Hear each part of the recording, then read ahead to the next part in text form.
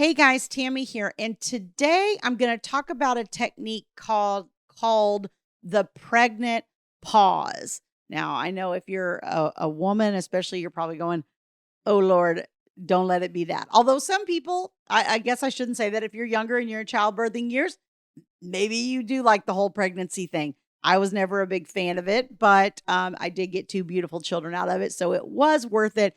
But that's not what I'm talking about pregnant in the context of here. We are talking about it as a communication technique that is particularly useful when you're dealing with any kind of child custody expert.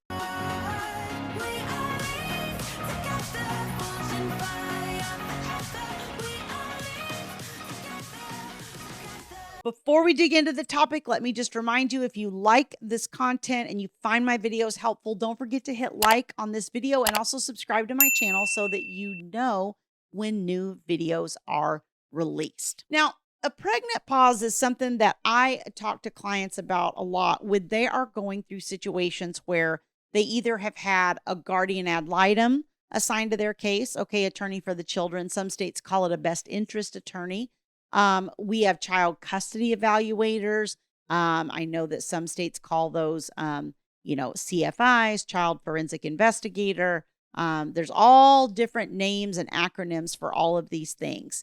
Also therapists. I think when you're dealing with therapists, when you're dealing with any sort of expert, particularly an expert that is going to be giving an opinion to the court, a parenting coordinator, anybody like that you're going to come in contact with in your child custody, that is going to be somebody that you need to kind of be careful how you're laying out information and the different techniques that you could use to help you do that more effectively, where what you're saying is actually being heard. A lot of you may use this technique in your work. I work with a lot of high-level people, different, executives and people in those types of roles where they do use this. And what this is where when two people are having a conversation and you sort of lay something out there, like, let's take, for instance, you say, well, I feel like our child is really struggling with transitions. Okay, let's just take that as an issue. And then you just stop. Okay, was that long enough for you to start to be uncomfortable? It's different for different people, right? So you pause and you wait. And our tendency as a human being is to want to fill that air.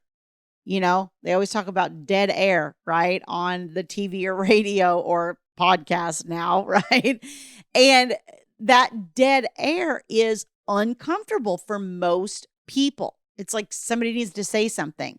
And usually, someone will jump to fill in that space. And I think generally the less kind of maybe self-confidence or emotional intelligence or whatever, or the person that's the most uncomfortable, I guess, in the situation that you're in, whatever that is going to be the person that usually will jump to fill in that gap, right? So if we're the one under scrutiny, we're going to be the one to usually jump in and fill in that air. And that's why I talk about this in relation to dealing with experts, because this is usually when it rears its ugly head. If you can say something like, I feel like our child is struggling with transitions, and then you can just stop, this will do a couple different things. The first thing it will do is it won't seem like you're tattling on the other parent when you give more information. Like in this situation, let's say the issue is when it's time for transition, the other parent comes out of the house with the children, lingers at the vehicle, maybe cries or kisses them or tells them goodbye or is overly emotional or something of that nature. And if you just say, well, I feel like the kids are really struggling with the transition because, the other parent follows them out to the vehicle and, sometimes cries and tries to interact with them and hug and kiss them. And not that isn't any more valid of a concern if you say it in that way, but it feels more like tattling on the other parent because you're just going, blah, blah, blah, blah, blah, blah, blah, right? You're just letting the whole thing out all at once, and you're just telling that expert everything that you want them to know about how the other person behaves. And when you can say, I'm concerned that the children are struggling with transitions, and then you just stop, what will happen is that person will either say, could you give me an example of that? Which means, okay, I hear what you're saying. I agree that's a concern. So give me an example of what you're talking about so I can get a better feel for what's going on in this situation and try to give a deeper assessment to it. The other thing that will happen sometimes is you say something like that, you pause, and that person doesn't ask you anything about it. They move on to the next topic. Why does that happen? Well, number one, either they already have some kind of perception of it, of what's going on because of they've talked to the other spouse or the other parent or the children or whatever. So they might already have some information and be like, yeah, okay, I already know about that part. Let's move on. Or maybe it's something that it's kind of like, well, okay, the children are struggling with transitions, but that's not really an issue that's going to cause me to greatly shift the parenting plan. So I'm going to move on to another topic like the children's, safety or health issues or whatever other things are in your case. So it might just be that particular evaluator or expert or whatever doesn't feel like that issue is significant enough to put time into.